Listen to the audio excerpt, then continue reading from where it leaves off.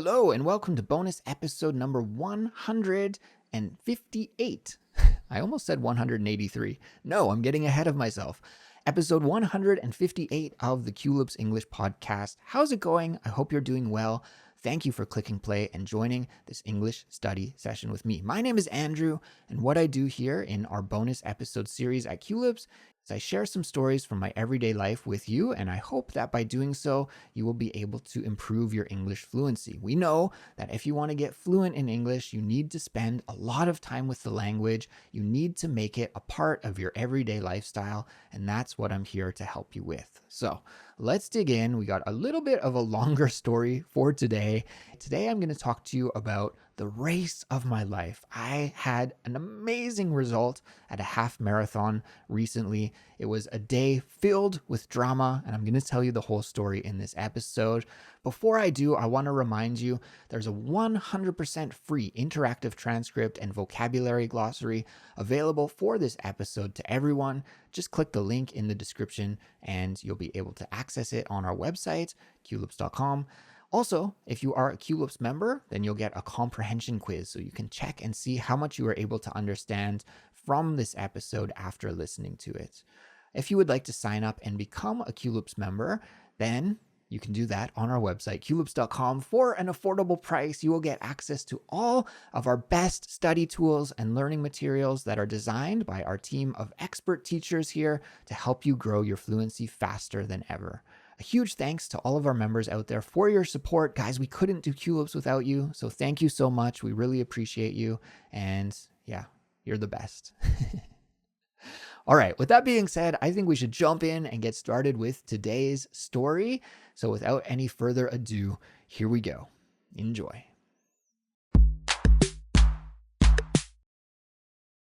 Okay, so for today's story, guys, I'm going to tell you about a half marathon that I ran last weekend. Now, if you're a long-term Culips listener, you'll know that one of my hobbies is running, and I really enjoy it. And I like marathoning and just running, something I do all the time, maybe 6 or 7 days a week. Like, it's something I do almost every day is go outside and go running. Well, I'm currently in the process of training for a full marathon that I will do next month in November. It's called the JTBC Marathon, and it takes place every fall here in Seoul, and this will be my first time participating in it, but it's a pretty big, popular marathon, so I'm looking forward to it, and I've been training hard for it since around April or May. So it's been several months that I've been training for it. And one thing that's a good idea and many runners recommend, and I've gotten this advice from other runners and online, a lot of people recommend this. Running books that I've read, they recommend doing this. That is doing a tune-up race. A tune-up race. A tune-up race is like maybe a 10-kilometer race or a half marathon race that you do maybe 5 to 6 weeks before your marathon, just to check and see how good of shape you're in. Doing the tune-up race will tell you, if you're ready to do the marathon at your goal pace, your goal speed, and will give you some indication if you're good to go or if it might be a very difficult and disappointing day when you do your marathon. So I usually try to do a tune-up race during my marathon training block. This will be my 4th or 5th full marathon. So I've trained a little bit for them in the past. And yeah, it's something that I think also is a good idea to do one of these tune-up races. So I decided to sign up for a half marathon race, just a local race, nothing too big, nothing too special. But the cool thing is that it takes place right here in my own backyard, in my neighborhood in Seoul, where I go running all the time. I've talked about on Culips before, so if you're a longtime listener, you'll know that there are these amazing riverside paths in Seoul. They're completely blocked off to cars, and they run alongside these streams that there's this big network through the city, and they're great for cycling or biking or even taking a walk. And I run on them all the time. And there was a race on one of these riverside paths. So when I learned about that, I was stoked and I signed up. And running is so popular all over the world these days. And it's no exception here in Seoul, and in Korea. It's really, really popular. which makes it sometimes hard and difficult to get a place and sign up for a race. There's a lot of competition just to sign up for the races these days, but I was lucky enough to get a spot, so that was awesome. Okay, let's fast forward to race day. It happened last Sunday, and looking at the weather forecast in advance, it called for rain. So I was expecting it to be pretty rainy on that day. In fact, it said there was a 100% chance of strong rain on that Sunday. And so in the back of my mind, leading up a few days before the race, I thought that this is probably not going to be a great race experience. But I still had hope that maybe the weather report would be incorrect. But when I woke up on Sunday morning and I looked outside, it was indeed 100% correct. It was pouring rain, just like a really, really heavy rain shower, steady rain. Thankfully, no thunder or lightning, or it wasn't even too windy, but it was just really, really rainy. And I decided that I should do the race even though it was rainy. My wife was like, if you wake up on Sunday morning and it's super rainy, just stay home, just go back to bed. You don't really need to do the race. It's not like your A race, right? It's not your goal race. And so she said, if it's really rainy, just don't do it. But I woke up, I looked outside, it was pouring rain, but I thought, I'm already up. I had to wake up at 5 a.m. for this race because the start was at 8:30 and there was a lot of prep that I had to do in the morning, and I'll talk about that in a second. But I looked outside, pouring rain, and I thought, yeah, let's do it. You only live once, and who knows how many races I'll have an opportunity to run in the future. I'm 41 years old, and running isn't a hobby that has like a super long lifespan for most people. I think once you hit like upper 50s into your 60s, you don't see too many people running half marathons in their 70s or even in their late 60s. There's a few guys out there, but not a ton. So that was in the back of my mind. Clock's ticking. I'm getting older. Who knows how many more chances I'll have in the future to run these kinds of events. And they're always fun to participate in. So I said, screw it. Let's go. We're running in the rain.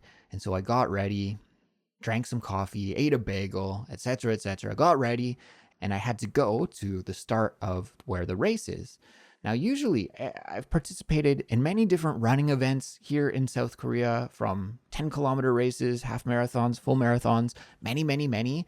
And always before the race, they mail you your racing bib. Your bib is the thing that has your name and your number and usually a chip inside of it to track your time as well.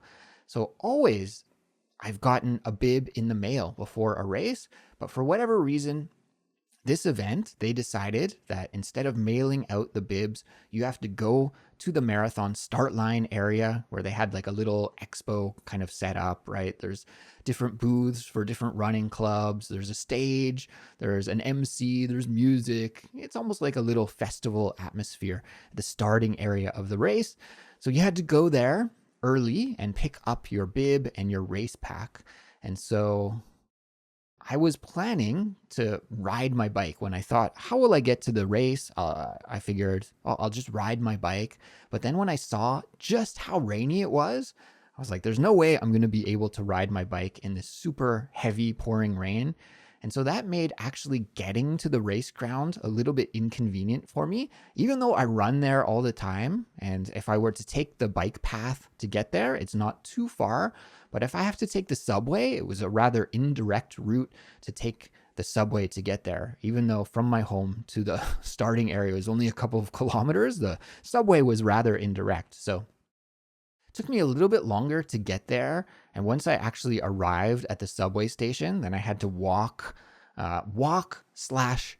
because this was my warm-up time. So I kind of walked quickly and jogged in the pouring rain from the subway station to the start of the race area. That took me maybe 20 minutes or so to get there. And by the time I arrived, I was just totally soaked. I have an Adidas tracksuit that I wear to every running event. So I had my tracksuit on and I had my running clothes on under the tracksuit. I wore just a sleeveless running jersey and some shorts. And I wore just a pair of, I have these, I don't even know what you'd call them. They're like kind of sandal shoes. They're made by this company called Merrell, and they're kind of like this rubbery material. I don't know. They're great for like going to the beach or wearing in the summer. And so I wore those shoes just because it was pouring rain and I didn't want to get my running shoes wet. I had my running shoes in my bag and I was just barefoot in these Merrell shoes to try and, yeah, keep my running shoes from getting soaking wet. And yeah, so I had to do this walk jog from the subway station to the start line. I finally got to where all the people were gathered at the start of the race. And by the time I arrived, I was 100% soaked, guys, like from head to toe, dripping wet, drenched, totally soaked. And I have to say that the starting area of this race was like no other race I've been at. We have this expression in English to be a gong show, Gong, a gong show.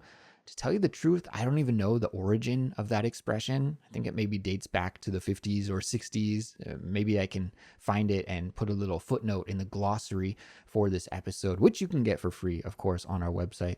So I'll explain that in the glossary, the origin. But the meaning of a gong show just means a very chaotic, disorganized scene. So this race was a gong show. It was like really disorganized and chaotic. And as you can imagine, there were hundreds of people who had to pick up their race bibs. It's pouring rain. Everybody's got an umbrella. I had an umbrella too. I was waiting in line and I just assumed it was the correct line to get my race bib. Uh, Everybody was asking each other, like, is this correct? Am I supposed to stand in this line? And nobody knew. I asked the person in front of me, is this the right line to get my race bib? They're like, I don't know. And we were asking around, and one person from the line was like, I'm going to go to the front and try and find out some info, and I'll come back. And she left, and then she never came back. So nobody knew what was happening. But by this time, it was probably, I don't know, I would say around 7:45 a.m. And the gun to start the race was supposed to go off at 8:30. So I was a little bit stressed, but everybody was a little bit stressed about when we were going to get our bibs and get to the start line and how things would work out because we were short for time and the line was so long. So yeah, you can imagine just pouring rain. There's no good covering for people to pick up the race bibs. So everybody has their umbrella and we're all kind of huddled together trying to keep the rain off us, but it wasn't working very well. We weren't sure where to go, what line to stand in, and there wasn't great staff support. There weren't too many people to ask. I mean, it's all staffed by volunteers, I think, so you can't be really too angry at people, but it was pretty disorganized. And so I waited in this line, felt like an hour, but it probably was about, I'd say it was around, yeah, almost an hour, because by the time I got my bib, it was like 8:25 a.m. So I only had 5 minutes from picking up my bib until the race was supposed to start. Mind you, I'm still in my tracksuit. I still have my umbrella, my bag. I've got to get into my running shoes. I just had my Merrell water shoes, let's call them, on. And so I was totally unprepared to start the race in just 5 minutes. So it was pretty hectic. But one of the guys at the booths who was giving out the bibs, he's like, guys, don't worry. It's okay. We're going to delay the race by 30 minutes. So I was like, oh, perfect. Okay, I have just enough time. Now I can go to the changing room. I can get changed. I can get set up. I can drop my bag off at the bag check and I can go to the starting line and that'll be great. 30 minutes. Okay. So I kept in mind that the race was going to be delayed and I went about doing those things. I found a little area of dry ground, which was really hard to find because it was just pouring rain everywhere. And although they did have some tents and cover set up, you can imagine that they were just packed, right? Everybody's kind of standing under the tent waiting for this race to start. And I would say the scale of this race, probably around 2,000 runners, if I had to guess, across 3 different events. There was a half marathon event, a 10K event, and a 5K event. And I would imagine maybe 1,500 to 2,000 people participated. But there's family members, there's friends, right? So you have more people than just the runners themselves. So I found a place where I could take my tracksuit off and I could take off my wet shoes, and I brought a towel with me. I tried to towel off a little bit, towel off my feet at least to try and get them dry, and put on some socks. And I realized I brought the wrong pair of socks, and It's a little bit embarrassing, but my socks weren't even matching. I brought two different socks. So I was like, everything's not going right today. Got ready, and as I was tying up my shoes, suddenly I hear 3, 2, 1, go. And I'm like, what's going on? I thought the race was delayed by 30 minutes. The guy at the volunteer, the staff member just told me the race was going to be delayed by 30 minutes. And as I was getting ready, 3, 2, 1, go. And I look, and there's all the half marathoners just leaving. And so they actually did leave at 8:30. And then I was super stressed. I was like, oh my gosh, I'm not even ready. I haven't warmed up or anything. I haven't checked my bag. I still have my bag. I had to put all of my wet clothes in my bag. And so finally I got everything sort of organized. I had to make my way to the bag check area, wait in line again. It wasn't too long, but 5 minutes or so to check my bag. And then I ran to the start line, and the guy at the start line, like there's an MC with a mic, and he pointed at me. He's like, go, go, go, go, go. You're already late. So I took off, and it was about 10 or 11 minutes after the main group of runners had left. Then it was my turn to go. I was finally ready to start. And so that was not a very pleasant way. Kind of a little bit disappointing that I didn't get to run with everybody else, because that's part of the fun, right? Is like you're doing these events together, you're a part of the group. It's a totally different atmosphere when you're just than when you're just running alone. But I was just running alone. And so at that time in my mind, I was like, whatever, it's just for fun. Okay, this is just going to be a fun run. The weather is against me. The weather's terrible. I was in a stressed out, bad mood. And so was everybody. Everybody was in a bad mood. There were tons of angry people at this race, before the race, people fighting and getting angry at the staff members. Unfortunately, they were just volunteers. So not cool to get angry at them, but just the vibe was a little bit tense, let's say, at the start of the race. And so, yeah, my goal was just to have fun, do a fun run, check my fitness, make sure I'm in good shape, and yeah, try not to get injured, because it was really rainy, really wet. The course was like a good paved path, but sometimes I'm not sure what they do to the paths exactly here in Korea, but there were sections of it where it was almost like painted this red color. And for whatever reason, on those sections that were painted red, I don't know if this is waterproofing or weatherproofing material that they've laid over top, but it made it quite slippery. So that was in the back of my mind too, as I was running on some of these sections, was like, oh man, I better not injure myself. Like a month before my marathon that I've been training for, I can't injure myself. So I had all of these things in mind, right? I'm stressed. I'm in a bad mood. It's pouring rain out. And yeah, I don't want to injure myself. However, one thing was in my favor, and that was the air temperature was really cool. It's been a long, hot summer here in Seoul. And finally, we had a day where I think the temperature was around 16, 17 degrees Celsius when I took off and started the race. So that was perfect, because I've been training in like 30 plus degrees for so long. And, when you're running in that kind of conditions, you're sweating like crazy, or at least me, I'm completely drenched and just totally wet from sweat when I'm training in the summer. So to tell you the truth, it wasn't that much of a difference being in the total rain, although I guess my feet were completely wet. That's a little different. But in terms of like running in a wet shirt and wet shorts, it's nothing new to me, because I'd been doing that all summer long. So I took off running alone, right? But I felt good and I felt strong. And in my mind, I was like, let's just have a good race. Let's give it a good effort, but not injure myself. Well, once I hit, even just like a kilometer into the race, suddenly there were puddles on the path that were just huge puddles, and they were unavoidable. You had to run through them. And so you're splashing up water everywhere. My shoes are soaked just even like 5 minutes into the race. And once I got to about the 2 or 3 kilometer mark, I started to catch some of the other runners. I was surprised that I sort of caught up with the back of the pack, and I wasn't running alone anymore. So that was pretty nice. It was only about 10 minutes of running alone, and then I was with some of the other runners. And then another disaster struck, and that was my shoelace came undone. So just as I caught all of the other people, my shoe felt really loose. And I was like, oh no, is my shoe undone? I looked down, my laces were undone. And I don't know how that happened because I double knotted my shoes. Double knotting is when you tie your shoes really tightly twice so that this doesn't happen. But I guess maybe it was because the shoelaces were wet or something. I'm not sure. My shoe came undone. And so kind of sucks when you're in a race and you're running pretty fast, pretty hard. If you have to slow down to a complete stop and then start again, moving your body up to full speed again takes a lot of effort. And it's just like, ugh. You can really feel that it takes a big chunk of your energy. And so I didn't want to have to do that, but I had no choice. So I stopped, tied up my shoe, and then I was back at it.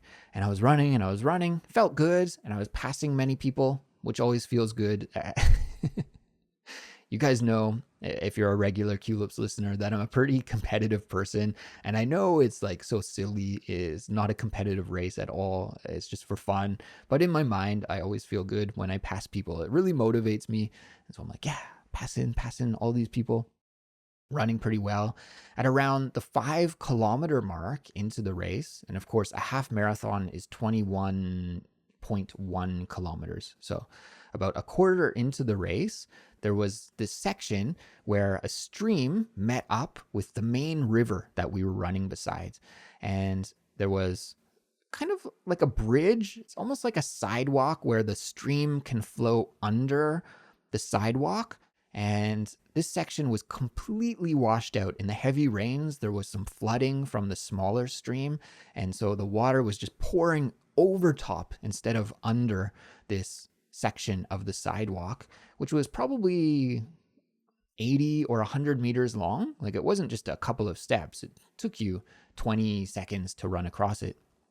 And was totally just like running water going over top of it. And so when I saw that, I was like, oh, great. I'm going to have to run totally like through this huge like river almost. It felt like you were running through a river, and the water was well over my ankles when I was going through this section. And so it was almost like a trail race, an adventure race, not necessarily a road race. So that was a bit of drama on top of all the other drama running through this little river. And yeah, otherwise everything felt good. And I was constantly shocked. Like, I didn't feel like I was working very hard, but then when I looked at my watch, which I wear to give me some information about my running speed and distance I've gone and my heart beats per minute, all of these things, when I looked at my watch, I was running really fast and it didn't feel difficult, but I was going at a really great pace. And then I was getting close to the turnaround point. This kind of race was an out and back. An out and back is when you go, like if it's a half marathon, you run for 10.5 kilometers, then you turn around and you go back. So the start and the finish are in the same place. So this race was an out and back style. And as I was getting close to the turnaround point, I could start to count how many people passed me, right? All of the people that had already turned around and were on their way back to the finish line, when they would pass me, I could count them and see what position I was in. And so as I got closer to the turnaround point, the other runners who were leading the race, they started to pass me, and I counted them, and I learned that I was in 23rd place. So I thought, it's not bad. I went from totally last place to 23rd place in just 10 kilometers. So let's keep going. That was kind of inspiring to me because I thought I would be in like 100th place, but I was in 23rd place. So that was good. And so, yeah, the plan on the way back was just the same, to try and run hard, run fast, but also run safely. And that's what I did. Again, I got to that area at around... Now it was 5 kilometers to the end of the race, which was completely washed out. And the river was even stronger on the way back. The water was even higher, I think. So again, well over my ankles, had to run through that river. But once I got past that obstacle, then it was only 5 kilometers to the end. And I had been still passing people from the turnaround point. So I figured, I wasn't really counting, but I was probably in like, I don't know, 15th place, 12th place, something like that. But then once you get to the 5 kilometers to go mark, Then suddenly it's not only half marathon runners, but also the 10-kilometer runners were kind of mixed in together because they had been running for 5 kilometers. Then they turn around and then go back to the finish line, which is the same finish line that I had. So I was able to count how many people I was passing until that point. But then after that point, it was impossible because there's all these runners mixed together, half marathon runners and 10-kilometer runners as well. So I had no idea what position I was in or what place I was in or anything. Just tried to keep running steady and solid. And as I got towards the end of the race, maybe the last 2 kilometers or so, I was checking my watch and doing some math.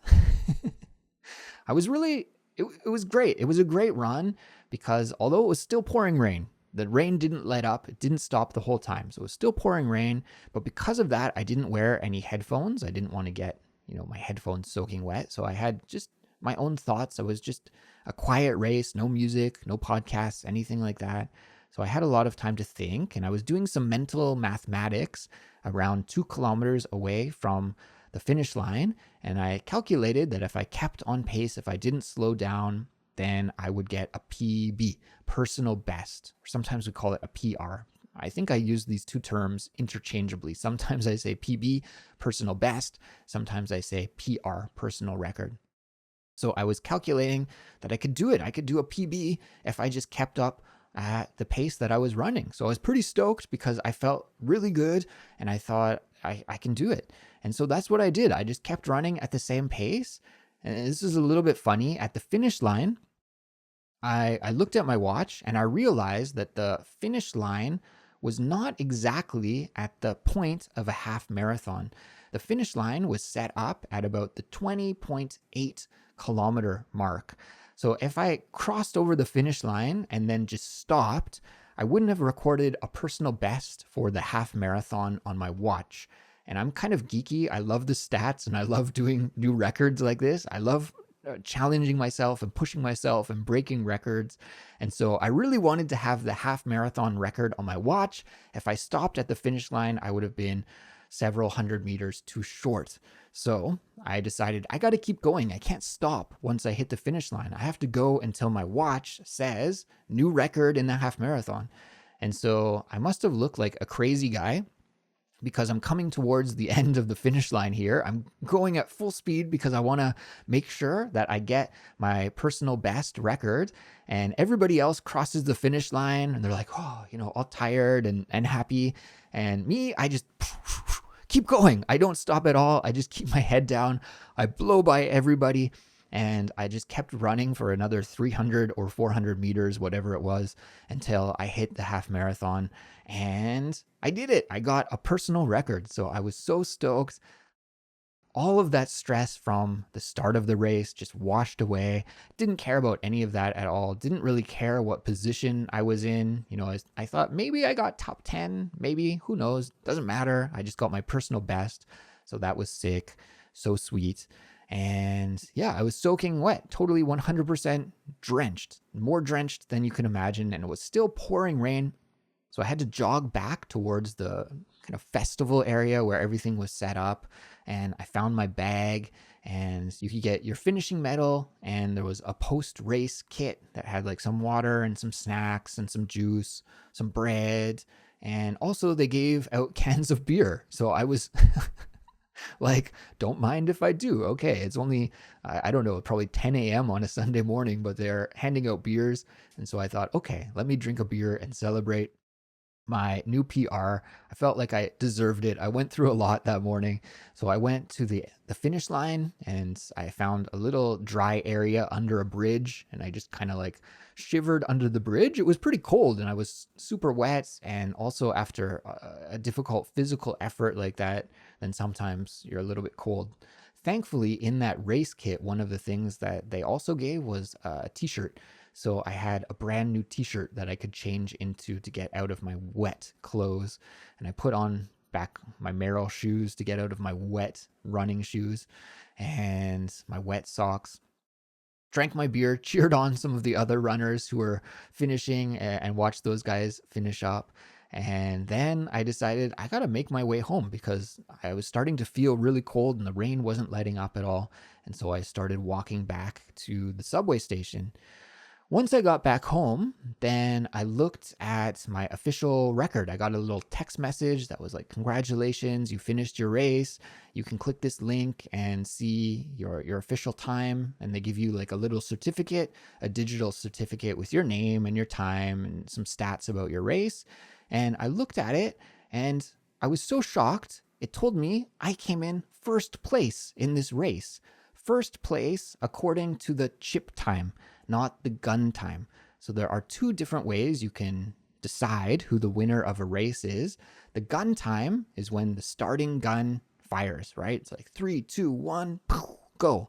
And from that point on, whoever crosses the finish line first is the winner. So gun time is that. And then the other way to track the winner of a race is chip time. And so chip time is whoever has the shortest time, the fastest time, right? And so because I started so late, I wasn't able to participate or to compete for that gun time because it's like everybody else had this 10 or 11-minute head start ahead of me. And so I was nowhere near the winner of the gun time result. However, I was the winner of the chip time. So whoever crossed the finish line, I'm not even sure who it is. Unfortunately, the race organizers didn't share this information with us, but I would love to see those stats about where the other people finished and their times. Whoever that was, awesome. It was a difficult race in some rough conditions, so they did a great job. They finished first, but I would have run faster than that person. So I came in first place out of over 500 runners. So I was over the moon. I was so ecstatic that I did this great results, and it felt like all of the hard training that I had been doing during the summer, running every day in the crazy heat and sweating like a pig. Sometimes we say sweating like a pig. Sweating like a pig throughout the summer is just, gross and nasty, but it all was worthwhile in the end.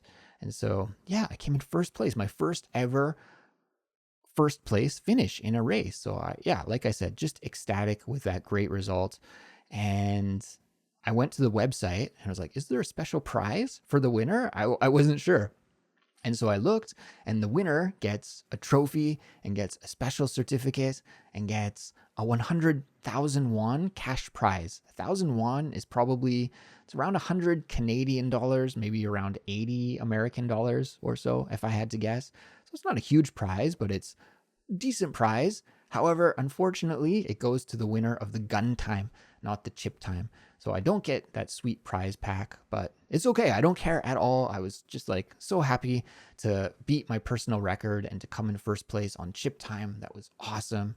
And it's like one of those races that you never know. Maybe there weren't a lot of fast runners. Maybe a lot of the really fast runners that day woke up and saw the rain and they're like, nah, not going to do it.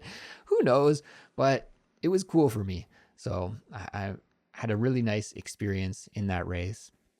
And here's the funny thing. Here's the ironic thing. The title of this episode is The Rain Stole My Thunder. And when you steal somebody's thunder, it means that you take something important away from somebody. So for example, this is the classic example of stealing somebody's thunder at a wedding. Let's say you go to your friend's wedding, and at the wedding, maybe at the reception after the wedding ceremony, it's like time to have the party, the wedding party, and the first dance of the couple. But before all of this happens, you stand up and you say, everybody, I have a little announcement to make. I'm engaged. I'm getting married. And so your announcement, your news steals the thunder of your friend because it's his special day, his wedding day. And then you made this announcement and you took all of the attention away. So this is to steal someone's thunder, to take away their achievement, their celebration, their idea, their good idea, something like this. And so the rain on this day stole my thunder because I had a really good result. For me, at least, it was a really positive result, the fastest I've ever run in my whole life. But because of the rain, I think like 99% of the people who participated in this race probably have a terrible memory of the race. And if you go to the website for this event, it's really hilarious because there's a message board where you can ask questions or leave comments for the organizers of the race. And all of the posts on this message board are so negative. People are saying it's the worst race they've ever participated in. The organization was terrible. And I guess there was a problem with recording the time and the records for the 10K runners. Thankfully, my record was recorded accurately, and I have my watch to back it up. So I know that my chip time is my actual chip time. But I guess for maybe the 10K runners, there was an error. So people are complaining like it was poorly organized, it was soaking wet, the chips didn't work correctly. And so everybody was saying on this website, like, it's the worst race I've ever run. I want a refund. There were tons of people asking for a refund. And there were some other issues as well. I don't really want to pile on to the race organizers. Were there some things that they could have done better? Yes. Was the rain probably the biggest factor in why things were disorganized? Also, yes. So whatever, doesn't matter. But I think it's funny. It's funny how we can have one event, one race, and depending on your perspective, it can be the best race of your life, like it was for me, or it could be the worst race of your life, like it was for some other people. So both things can be true. Thankfully, I'm on the side of things as it being one of the best races of my life, and it was super motivating. I feel great now going into the JTBC marathon here at the start of November in just under a month. And I hope I'll have another good story to share with you, another good result after that race.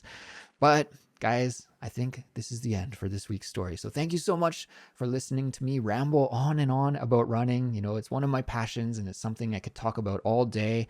I try not to do it too much on the podcast, but from time to time I just have to do it. And I wanted to share this kind of funny story and good result with you in this week's episode. So, as always, let's continue the conversation over on our Discord server. If you have any questions or comments for me about this episode, you can leave them there. And maybe you have a story you could share with us about a time when your thunder was stolen by somebody. This would be a great place to share that story with me and our whole community. And I can't wait to hear what you have to say. So go, share your story with me, and the link to join our Discord is in the description for this episode. All right, guys, I'm going to take off. Take care as always, and we'll be back soon with another brand new Culips episode. Until then, goodbye.